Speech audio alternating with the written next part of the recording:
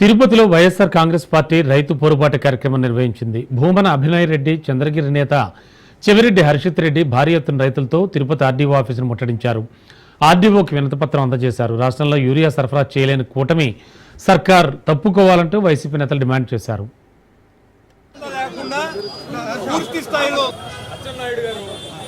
భోజనంతో పోలుస్తున్నారు. అమ్మేస్తున్నటువంటి పరిస్థితులకు కట్టొచ్చినట్టుగా చూపెడుతున్నాం.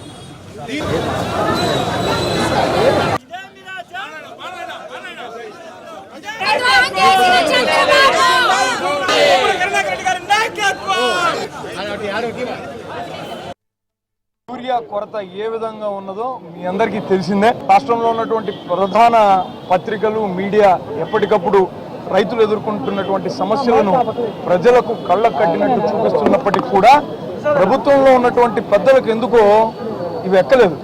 ప్రభుత్వంలో ఉన్నటువంటి వ్యవసాయ శాఖ మంత్రి అచ్చెన్నాయుడు గారు ఆయన రైతులను ఆదుకోవాల్సింది పోయి ఈ ప్రైవేటు దుకాణాల వద్దన రైతులు నిలబడినటువంటి తీరును బఫేలో నిలబడినటువంటి దానికి పోల్చుతూ ఉపమానం చెప్పడం చాలా హేయమైనటువంటి చర్య. ఆయనకు ఏమాత్రం కూడా ఆ పదవిలో కొనసాగేటటువంటి అర్హత లేదు.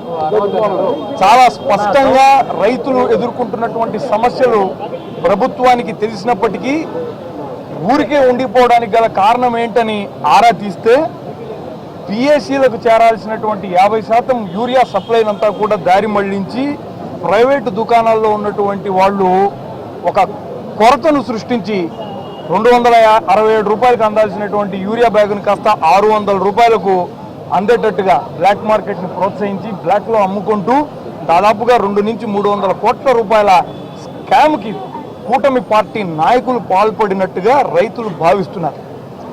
వీళ్ళందరి మీద చర్యలు తీసుకోవాలని, ఈ బ్లాక్ మార్కెట్ని అరికట్టాలని, రైతులకు యూరియాని అందజేయాలన్నటువంటి ఉద్దేశంతోనే వైఎస్ఆర్ కాంగ్రెస్ పార్టీ జగన్మోహన్ రెడ్డి గారి పిలుపు మేరకు నియోజకవర్గాల్లో ఉన్నటువంటి రెవెన్యూ డివిజనల్ ఆఫీసుల దగ్గర ఒక ర్యాలీని చేపట్టి ఆర్డీఓలకు వినతి పత్రాన్ని ఇచ్చేటటువంటి కార్యక్రమాన్ని చేపట్టడం జరిగింది.